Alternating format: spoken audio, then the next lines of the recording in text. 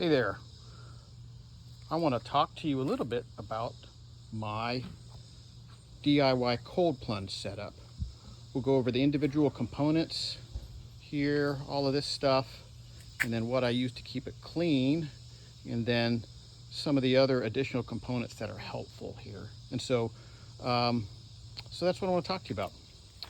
So I got this ice pod about a year ago, and I've been using it maybe even 18 months ago. And so this is really the fourth iteration of me working on of what I have here, right? I've used this ice pod here pretty much throughout the whole thing. It's been pretty solid. It's held up well. I went on a business trip for a couple of weeks, and so I took it apart and let it dry out, and let kind of the area where it dries out, where it sits, dry out. And so here it is. But I wanted to, because I gotten a lot of questions about it from friends and stuff, I wanted to do this video and just maybe it'll help some folks out there in the world. So I started with the ice pod here. It's from the Pod Company. They're pretty cool. This is as a beginner, first pod, intro to the whole thing. It's pretty good. It's real solid. You can use it. I've had it inside and outside. It doesn't have a lot of insulation. It's really just sort of a sturdy vinyl here, but it hasn't cracked or popped or punctured or anything. And I believe it came with a set of stuff to be able to fix those kind of things, but I haven't had to use it. And so it's been good. It's been awesome. I'm looking to upgrade, and so maybe some future videos will be comparing the ice pod, this one with, and I just got their long pod, and then I got one with better insulation, which is actually kind of an important thing, which we'll get to in a little bit. So then the next thing, so I started doing these ice baths, just putting ice in it and leaving it there. But it's kind of hard to keep it cold, and you got to drain it. You got to do all these different things. And so I was looking to do something a little bit more consistent, something to keep it clean, something to keep the water moving a little bit. And so I did a couple things. One is I started looking at chillers, and I wound up with these two components. So what they are, this is the V-Vert. It's a chiller, aquarium chiller. I think it's a 0.5 horsepower. It's been pretty good. It's starting to wear out a little bit now.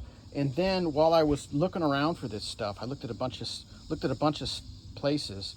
It turns out this V-Vor is pretty much the same thing as a lot of the commercial companies that sell. It just is in a different housing, right?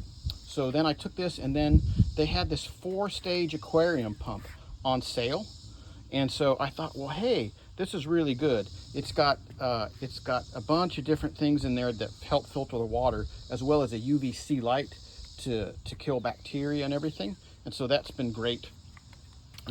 I tried a couple of different pumps, and I wound up with this one here. Hopefully I'm gonna look all this stuff and put links in the description and stuff. But this one is great. It's pretty silent. It's a submersible water pump. I have it set up to run in line, and so that's what I do here. I have to take it apart and kind of clean the stuff out, and you'll notice there's a lot of insulation on the piping, which we'll talk about a little bit here.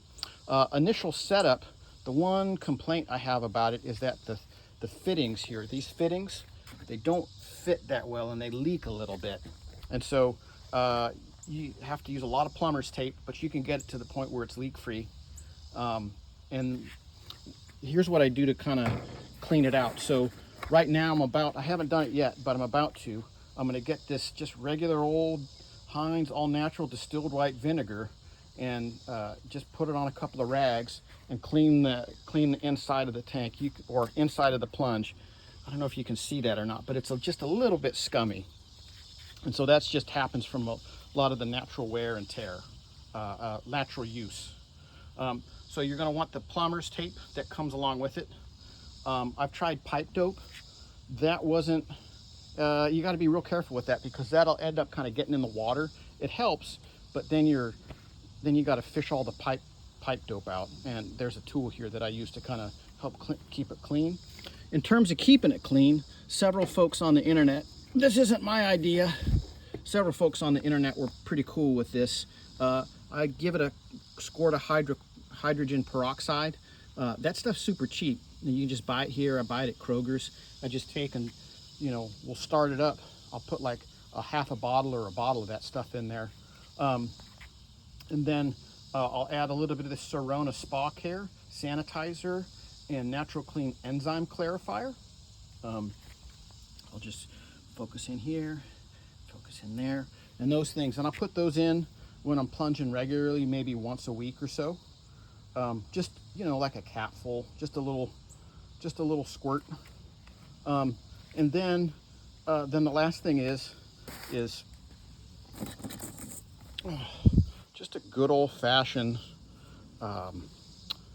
strainer. You can see here it's got, I don't know if you can see that closely, but some of it is it's got some of the pipe dope that was from the earlier experiments kind of still in there, even, you know, 9-10 months later. And then this is just a garden hose, but it's got some cool stuff on it. This thing bounces around real nice, and so I can get it onto lots of different things, and then pull this up here and make it really tight, or let it loose, which seems to kind of help. That's good for draining it and filling it. A couple other things. I had mentioned earlier that one of the issues was insulation. In the summer here, in the summer where I am here in the south, one of the things that happens is get pretty hot, get pretty humid. And so you'll notice that the 4-stage chiller here is sitting on the top of this thing here, and there's a little lip there and everything. That is to catch condensation, right? So when this is fully run, and maybe in the next video, I'll set it up and I'll show you. I'm about ready to clean it and then set it up in the garage. And so maybe I'll just put there and I'll show you what's going on. But I wrap this in sort of an insulation, kind of the stuff like you would put in front of a car window, but it's a big long piece. So I wrap that. This one is there and to keep the condensation that shows up, to catch it. And you got to actually, in the middle of the summer, you have to dry that out probably every couple days, and so that's a little bit of a hassle. So, but that's the setup here. You know, it's really great. I love cold plunging. I kind of go through phases where I will do some stuff where I really get some deep, long cold plunges. You know, I've done like my best one recently was 48 minutes at 48 degrees, and you know, I don't recommend that you start there. Do not do that unless you've been doing this seriously and are seriously cold adapted, and have been working to increase the gradient. So just don't do that. But I love this stuff. It's fun. I like to see how cold I can get and how long I can stay in it. And there's some people who do amazing cold stuff. You know, a lot of the Jack Cruz people and Wim Hof and those folks. And so it's cool. It's a neat hobby. And it makes you feel great, gets rid of soreness, all that sort of stuff. So there you go.